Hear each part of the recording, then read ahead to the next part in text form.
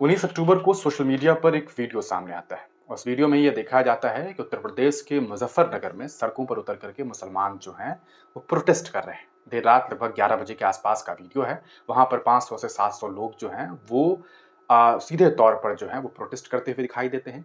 वो प्रोटेस्ट इसलिए करते हैं क्योंकि एक व्यक्ति जिसका नाम अखिल त्यागी बताया गया है, उस व्यक्ति ने अल्लाह के बारे में, यानी कि जो मुसलमान हैं, मुसलमान एक अल्लाह को मानते हैं, उन अल्लाह के लिए उनकी शान में गुस्ताखी भरी बात जो है, उनकी शान में बेहद जो है अभद्र टिप्पणी जो है वो अखिल त्यागी के द्वारा की जाती है।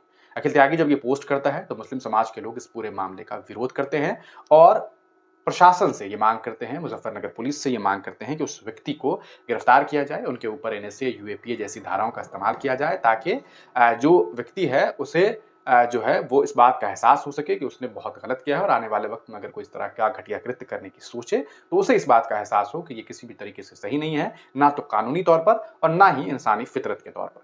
इस बीच आपको बता दें कि आज ये खबर सामने आई है कि उत्तर प्रदेश के मुजफ्फरनगर में प्रशासन ने लगभग 700 मुसलमानों के ऊपर एफआईआर दर्ज कर दिया है। ये काफी चौंकाने वाली बात है कि एक साथ 700 मुसलमानों के ऊपर एफआईआर दर्ज क्यों हुआ। आप सोच करके देखिए, लगभग 700 मुसलमान एक साथ एक ही क्षेत्र में कैसे एफआईआर दर्ज हुआ। अब इस पूरे मामले को लेकर के एक रिपोर्ट सामने आई। वहां के जो बड़े अधिकारी हैं, एसपी साहब हैं, उनके द्वारा इस पूरे मामले का बयान सामने आया है। असल में इस पूरे मामले में जो जानकारी आई है वो ये कि जब अखिल त्यागी के द्वारा इस तरह का पोस्ट किया जाता है तब प्रशासन से शिकायत की जाती है। प्रशासन उस व्यक्ति को गिरफ्तार करती है और गिरफ्तार करके हिरासत में ले लेती है। तभी ये बात सामने आती है, वहां के स्थानीय कुछ लोग ये दावा करते हैं कि प्रशासन ने उस व्यक्ति को हिरासत में लेने के बाद छोड़ दिया। छोड़ देने के बाद मुसलमानों के अंदर इस मामले को लेकर के गुस्सा आता है कि एक तो मेरे खुदा के खिलाफ, एक तो मेरे अल्लाह के खिलाफ अमर्यादित टिप्पणी की गई। हमने इसके बारे में जब शिकायत की तो उसकी गिरफ्तारी की गई और उसे जेल में ना रख करके प्रशासन ने उसे छोड़ दिया। इसके बाद गुस्से में मुसलमान लगभग 11 बजे रात में एक अच्छी खासी तादाद में 500-700 लोग जो हैं वो थाने के पास सड़क जाम कर देते हैं और सीधे तौर पर वो प्रोटेस्ट करते हैं सड़क किनारे कि हमारे जो अल्लाह की शान में गुस्ताखी की गई है, अल्लाह सुब्हानहू तआला के शान में गुस्ताखी की गई है, उन्हें जो है वो गिरफ्तार किया जाए और गिरफ्तार करके उसके ऊपर कानूनी कार्रवाई की जाए।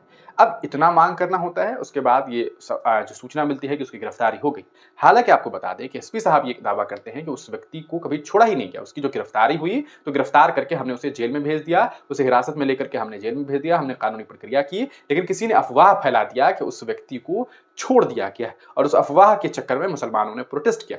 अब प्रशासन ने ये बात कही है कि उन मुसलमानों के ऊपर जिन लोगों ने प्रोटेस्ट किया, 500-700 लोगों ने, उन्होंने आचार संहिता, जो कि वहां आप जानते हैं उपचुनाव होना है, मीरपुर विधानसभा में उपचुनाव होना है और इसकी वजह से आचार संहिता लागू, आचार संहिता का उल्लंघन किया गया। साथ ही साथ मुसलमानों ने जो नारेबाजी की वो कुछ आपत्तिजनक नारेबाजी की गई। इसके अलावा ये इल्जाम लगाया गया है कि इन लोगों ने इलीगल असेंबली, यानी कि अवैध तरीके से भीड़ एकत्रित कर लिया और इस वजह से, इन वजूहात की वजह से इन लोगों के ऊपर जो है वो एफआईआर दर्ज किया गया है और 500 से 700 लोगों के ऊपर एफआईआर दर्ज, यानी कि लगभग 700 लोगों को के ऊपर जो है कानूनी कार्रवाई करने की बात सामने आ रही है। खबर ये भी सामने आई है कि 191(2), 223 और कई सारी धाराओं का इस्तेमाल इनके ऊपर किया गया। अब ये सवाल खड़ा करता है कि आखिरकार क्या प्रोटेस्ट करने की वजह से आप एक साथ इतने लोगों के ऊपर एफआईआर दर्ज कर लेंगे? 500-700 लोगों के ऊपर अगर एफआईआर दर्ज होता है तो सीधे तौर पर आप समझ सकते हैं कि कई परिवार इस पूरे मामले के बाद काफी प्रेशर में आएगा और काफी परेशान हो जाएगा। आखिरकार इन लोगों की गलती क्या थी?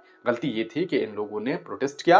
अब ये कहा जा रहा है, प्रशासन की तरफ से ये दावा किया जा रहा है कि ऐसा है कि इन लोगों ने उल्लंघन किया, इन लोगों ने आचार संहिता लागू होने के बावजूद भीड़ लगाई, इन लोगों ने इलीगल तौर पर असेंबली किया, इन लोगों ने जो है वो आपत्तिजनक नारे लगाए और तरह तरह के मामलात जो हैं वो जो है इल्जामात हैं वो लगाए गए। पूरा मामला उत्तर प्रदेश के मुजफ्फरनगर के बुढ़ाना थाना का है और आपको बता दें कि इस अखिल त्यागी को गिरफ्तार कर लिया गया है। ऐसी बातें जो है वो की जा रही है।